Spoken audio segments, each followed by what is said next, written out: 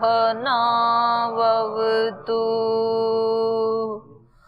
सहनौ भुनक्तु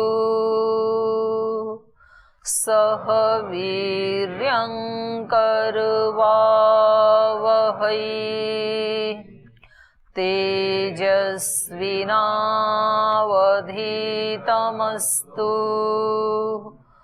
मा विद्विषावहै। ओम शांति शांति शांति।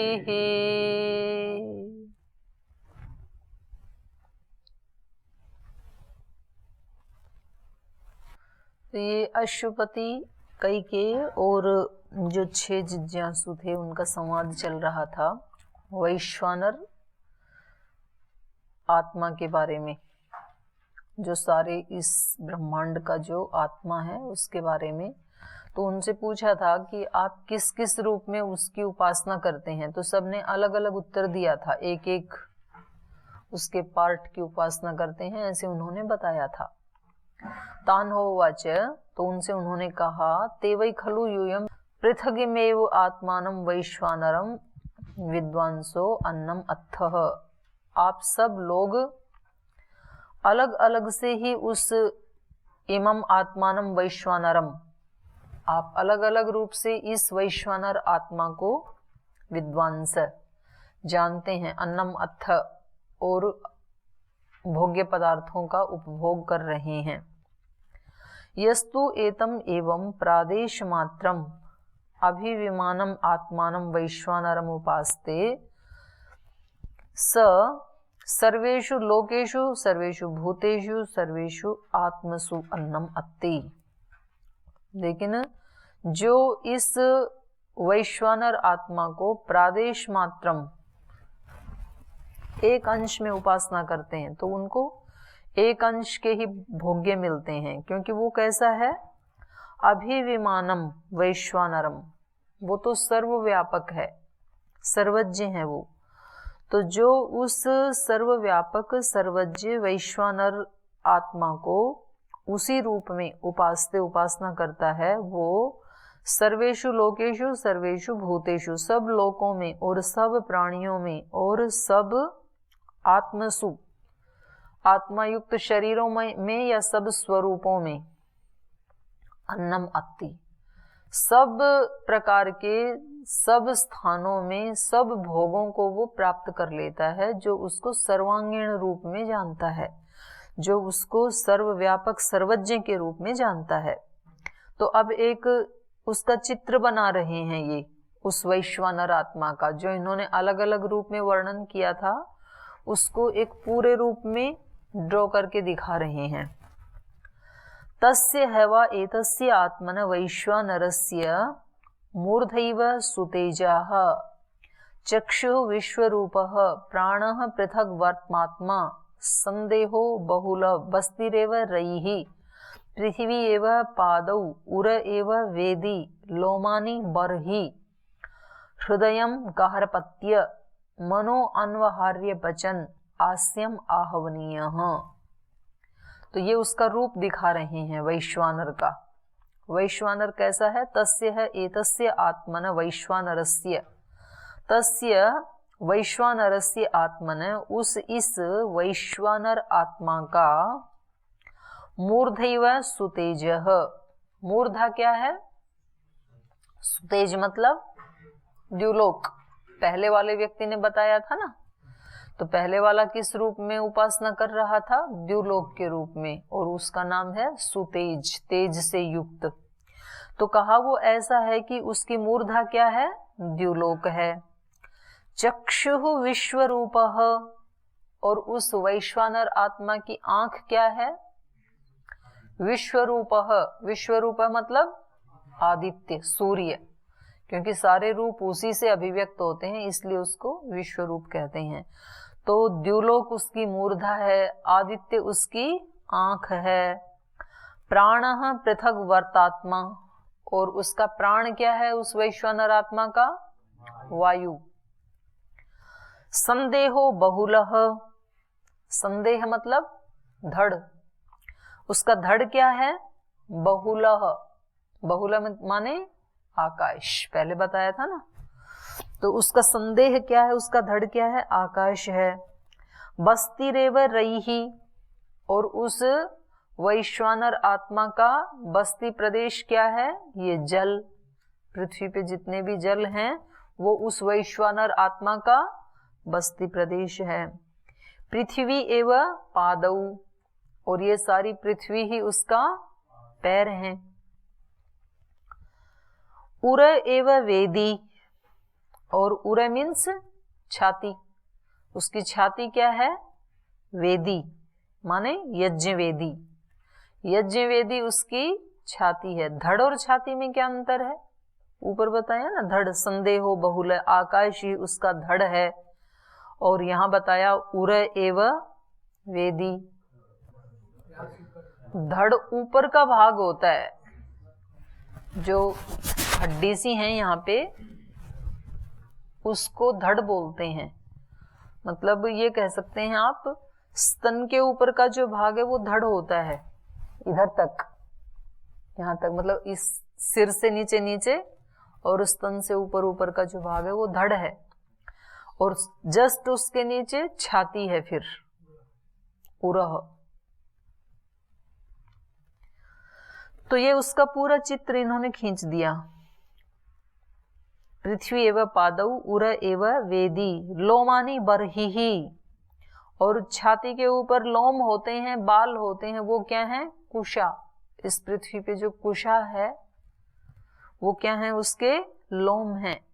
या फिर यज्ञ वेदी के चारों तरफ कुशा के आसन बिछाए जाते हैं, क्योंकि यज्ञ वेदी को इन्होंने छाती माना है, तो उसके चारों तरफ जो कुशा बिछाई जाती है वो क्या है? लोम है, छाती के ऊपर लोम है। हृदयम गाहरपत्य, और इस वैश्वानर आत्मा का हृदय क्या है? गाहरपत्य अग्नि, गाहरपत्य अग्नि ही उसका हृदय है। मनो अन्वाहार्य पचन, और इसका मन क्या है? वैश्वानर आत्मा का अन्वाहार्य पचन अग्नि है, ये इसका मन है। आस्यम आहवनीय, और इसका मुख क्या है? वैश्वानर आत्मा का आहवनीय अग्नि, आहवनीय अग्नि उसका मुख है। आहवनीय उसको कहते हैं जिसमें आहुति दी जाती है, उसका नाम से स्पष्ट है ना, आहवनीय, जिसमें हवन किया जाता है, हु दाना दनयो, जिसमें आहुति दी जाती है। और ये क्या है? अन्वाहार्य पचन क्या है?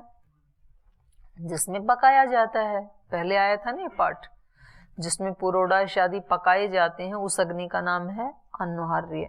और गाहर पत्ते क्या है? जहां से अग्नि लाई जाती है दूसरी अग्नि को जलाने के लिए।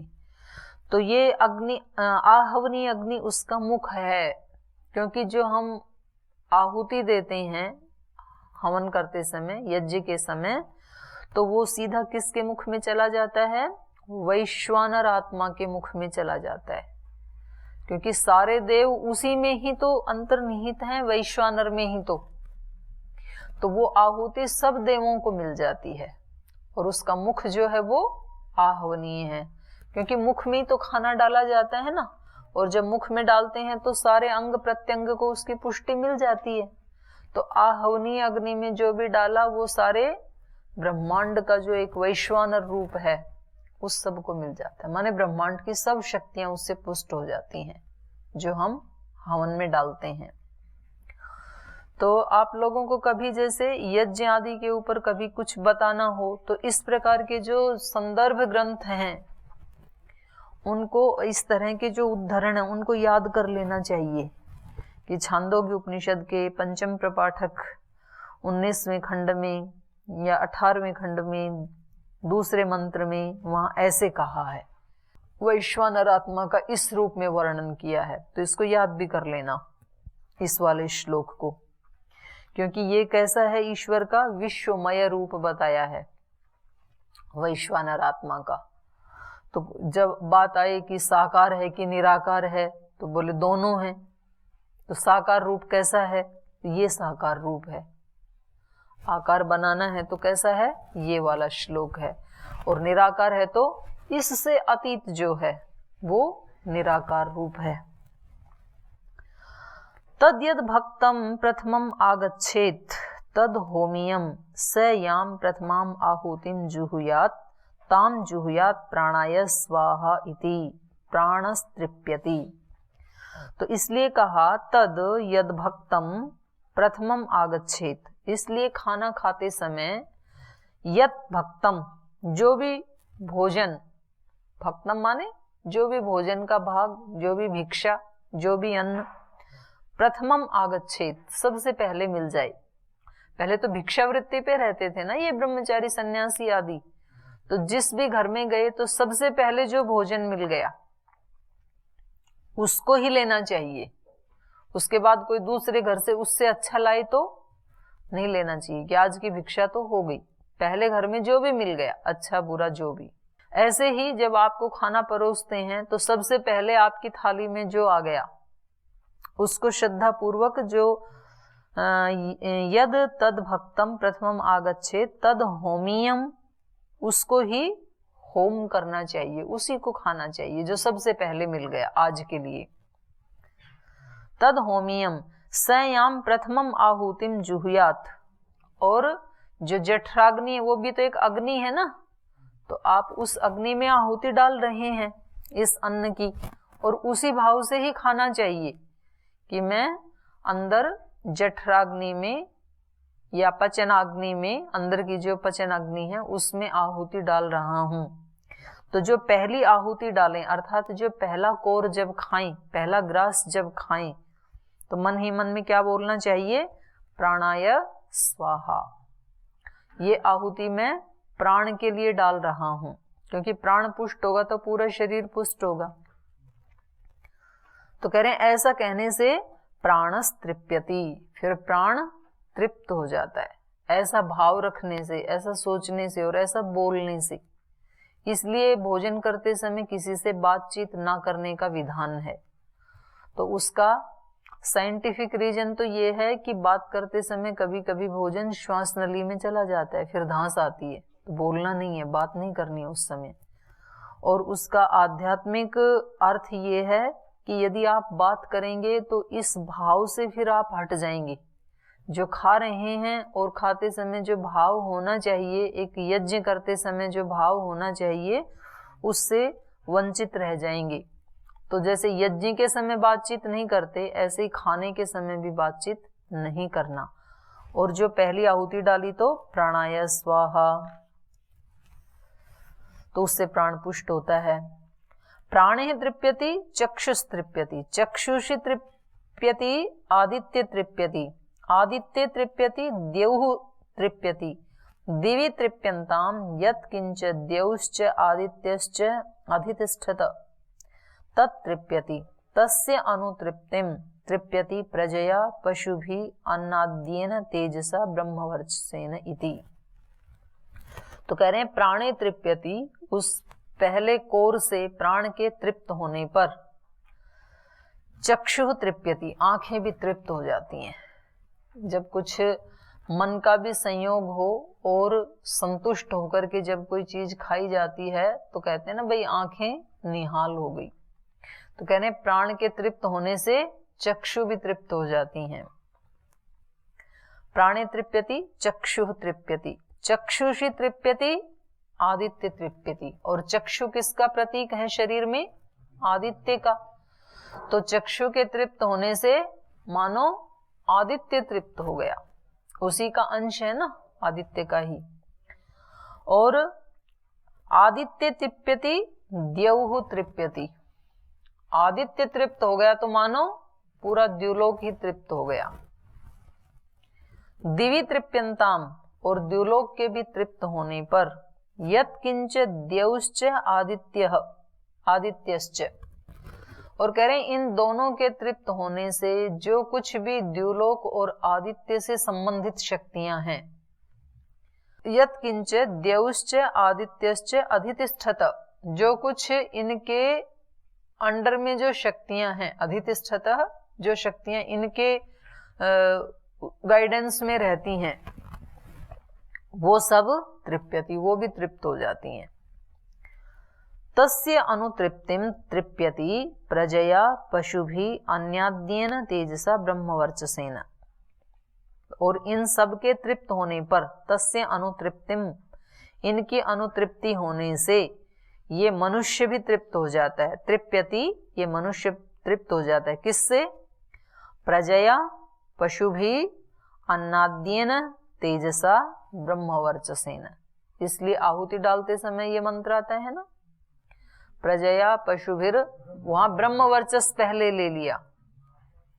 ब्रह्मवर्चसेन नान्नाद्येन, अन्नाद्येन और तेजस, तो ये इनसे तृप्त हो जाता है, ये खाने वाला भी। इसको, इसकी प्रजाएं तृप्त हो जाती हैं, ये प्रजाओं से तृप्त होता है। प्रजा मतलब इंद्रियां, सारी इंद्रियां तृप्त हो जाती हैं। प्राण यदि तृप्त हो गया, चक्षु तृप्त हो गया, तो सारी इंद्रियां तृप्त हो। प्रजया पशु भी, पशु भी इंद्रियों को ही कहते हैं। अन्नाद्येन, और खाद्य पदार्थ,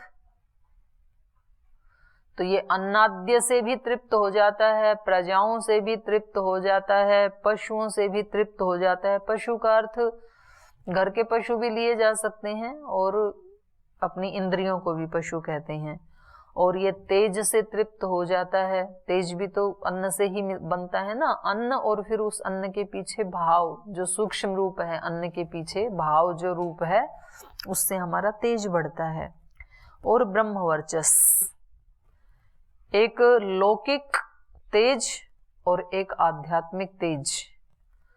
जो घी, दूध, च्यवनप्राश ये सब खाते हैं, पहलवानी करते हैं, तो उनके चेहरे पे भी एक तेज होता है। और एक तेज होता है योगियों का।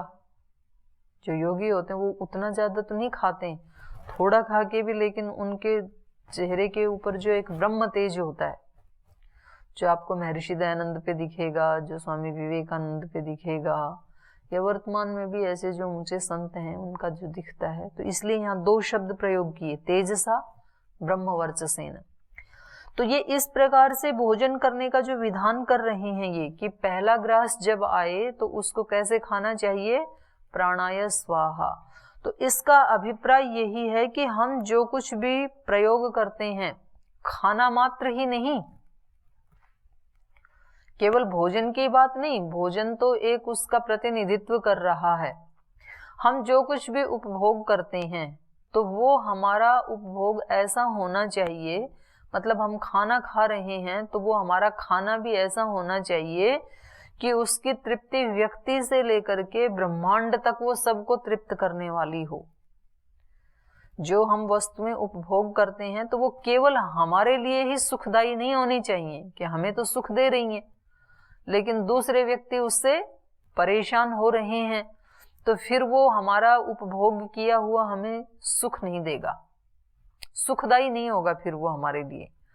तो हम जो अन्न खाएं तो वो ऐसे ढंग से खाएं, ऐसे भाव से खाएं, ऐसी नेक कमाई का खाएं, यज्ञ की तरह। जैसे यज्ञ करते हैं तो यज्ञ सबके लिए क्या होता है, तृप्तिदायक होता है, सबके लिए सुखदायी होता है ना यज्ञ। यज्ञ करने वाले के लिए तो सुखदायी होता ही है, लेकिन जो दूसरे लोग हैं, जो हमसे प्रीति नहीं भी रखते हैं, उनके लिए भी वो हमारा किया हुआ कर्म क्या होता है, सुखदायी ही होता है। यज्ञ किसी के लिए भी दुखदायी नहीं होता है। तो इसलिए जो भी हम अन्न आदि ग्रहण करते हैं, जो भी हम वस्तुएं प्रयोग में लाते हैं, उपभोग करते हैं जीवन में, तो वो वस्तुएं किसी के लिए भी दुखदायी ना हो। कभी कभी तो व्यक्ति अपना गगनचुंबी महल बनाने के लिए गरीबों के झोंपड़े ढा देता है, तो फिर अब ये महल इसको तृप्ति देने वाले नहीं होंगे, क्योंकि उन लोगों की भावनाएं भी तो जुड़ी है ना फिर। तो वो यदि बद्दुआ देंगे तो इस व्यक्ति को अंदर अंदर से बेचैनी रहेगी। तो जो भी आप भोग्य पदार्थ अपने जीवन में प्रयुक्त करते हैं तो उससे किसी दूसरे को कष्ट ना मिले, ये इनका अभिप्राय है कि भाई ब्रह्मांड तक, द्युलोक तक सब तृप्त होनी चाहिए, सारी शक्तियां।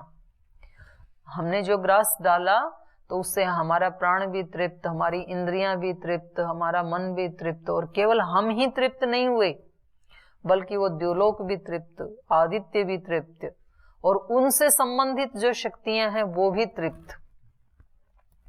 तो जब व्यक्ति का भाव इस तरह का होता है कि मैं किसी को भी कष्ट ना दूं, तब फिर वो जो उपभोग करता है उसके उपभोग से फिर उसको ये तृप्ति मिलती है। प्रजया पशुभिर ब्रह्मवर्चस अन्नाद्येन तेजसा, इन शक्तियों से फिर वो सहज ही युक्त होता चला जाता है। तो ये भाव किन का होता है?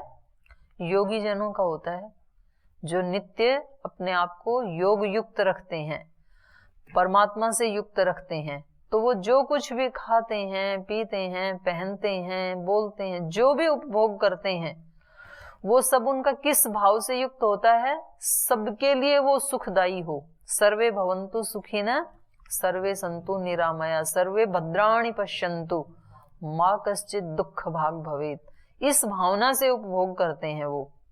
तो इसलिए फिर उनके क्या क्या बढ़ जाते हैं? प्रजया पशुभिः अन्नाद्येन ब्रह्मवर्चस तेज, वो सब वस्तुएं उनकी बढ़ती हैं। इन वस्तुओं से ये सब वस्तुएं मिलके उसको बढ़ाती हैं, उस योगी को।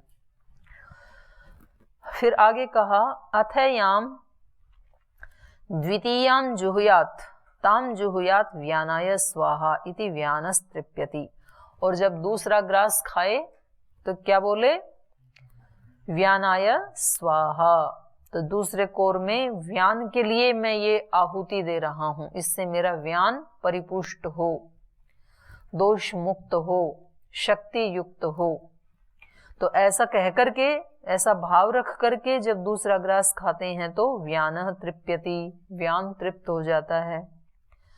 व्याने तृप्यति श्रोत्रम तृप्यति, श्रोत्रे तृप्यति चंद्रमा तृप्यति, चंद्रमसि तृप्यति दिशस् तृप्यन्ति, दिक्षु तृप्यन्तीषु यत्किंच दिशश्च चंद्रमाश्च अधितिष्ठन्ति तत्तृप्यति, तस्य अनुतृप्तिं तृप्यति प्रजया पशुभिः अन्नाद्येन तेजसा ब्रह्मवर्चसेन इति।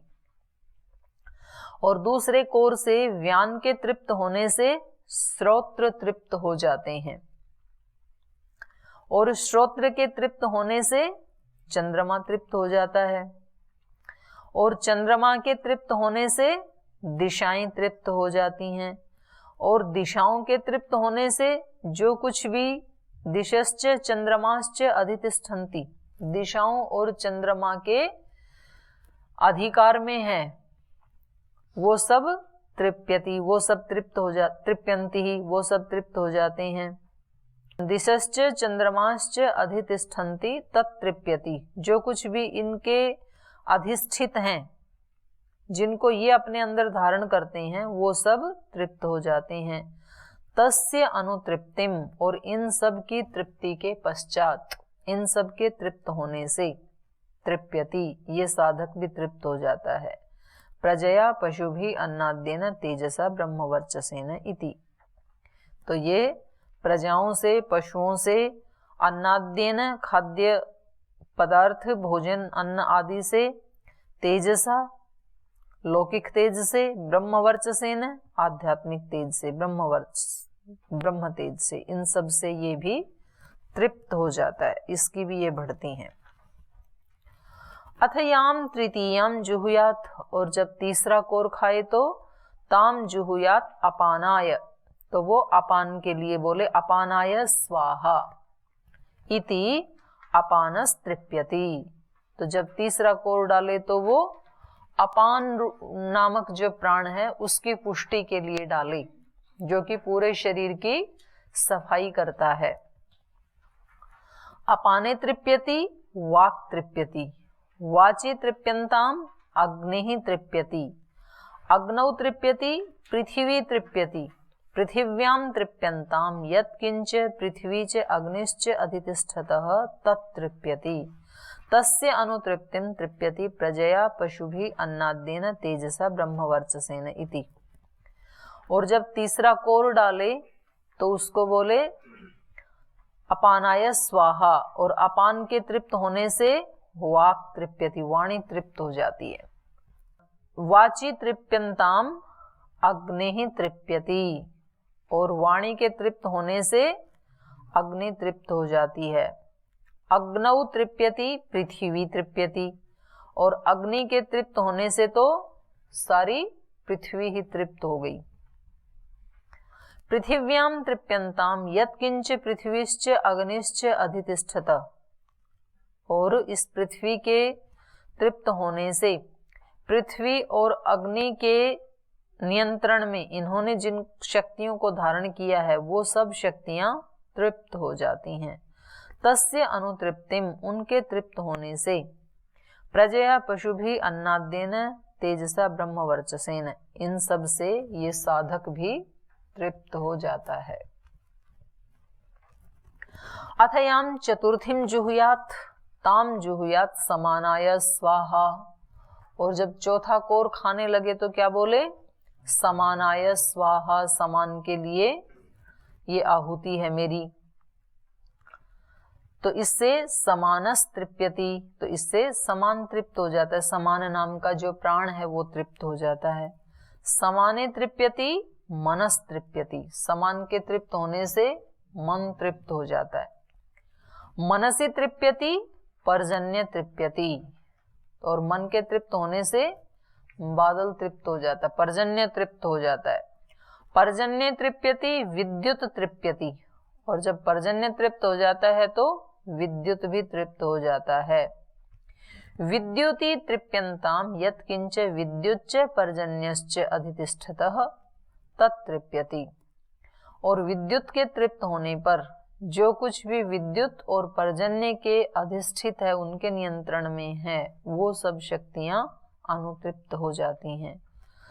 तस्य अनुतृप्तिम, इन ऊपर वाले सब की तृप्ति होने से, तृप्यति प्रजया पशुभिर अन्नाद्येन तेजसा ब्रह्मवर्चसेन इति, तो इन सभी शक्तियों से ये साधक भी तृप्त हो जाता है। अथयाम पंचमीम जुहुयात ताम जुहुयात उदानाय, और जब पांचवा ग्रास खाए तो क्या बोले? उदानाय स्वाहा इति उदानः तृप्यति, तो ऐसा कहने से फिर उदान तृप्त हो जाता है। और उदान के तृप्त होने से, उदाने तृप्यति त्वक् तृप्यति, त्वचि तृप्यंताम वायु तृप्यति, वायु तृप्यंताम आकाशः तृप्यति, आकाशे तृप्यति यत्किंच वायुश्च आकाशश्च अधितिष्ठतः तत्तृप्यन्ति, तस्य तत्तृप्यति, तस्य अनुतृप्तिम तृप्यति प्रजया पशुभिः अन्नाद्येन तेजसा ब्रह्मवर्चसेन इति। तो उदान के तृप्त होने से त्वक तृप्त हो जाता है, त्वचा के तृप्त होने से वायु तृप्त होता है, वायु के तृप्त होने से आकाश तृप्त हो जाता है, आकाश के तृप्त होने से जो कुछ भी वायु और आकाश के अधिकार में है वो सब शक्तियां तृप्त हो जाती हैं। और इनके तृप्त होने से ये साधक प्रजाओं से, पशुओं से, अन्नाद्येन भोज्य पदार्थों से, लौकिक तेज से और आध्यात्मिक तेज से, ब्रह्म वर्चस से तृप्त हो जाता है। तो ये पांच आहुति प्रतिनिधित्व करती हैं पांचों प्राणों का। मतलब इतना इतना ही डालें जिससे पांचों प्राण पुष्ट संतुष्ट हो जाएं, बहुत ज्यादा खाने की आवश्यकता नहीं है, इतना ही खाएं जिससे पांचों प्राण पुष्ट हों। और जो पांचों प्राण पुष्ट हैं वो इस तरह से पुष्ट हों कि उसमें किसी दूसरे को कष्ट ना हो। हमारी पुष्टि, तृप्ति, संतुष्टि के साथ साथ ये पूरा ब्रह्मांड ही संतुष्ट हो जाए, इस तरह से हमें वस्तुओं का उपभोग करना चाहिए। तो ये आगे कल प्रसंग और चलेगा, अभी समय हो गया, यहीं पाठ को विराम देते हैं।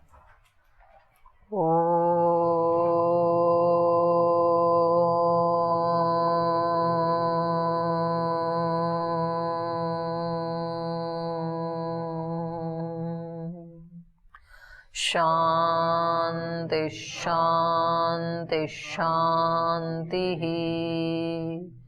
श्री गुरुभ्यो नमः।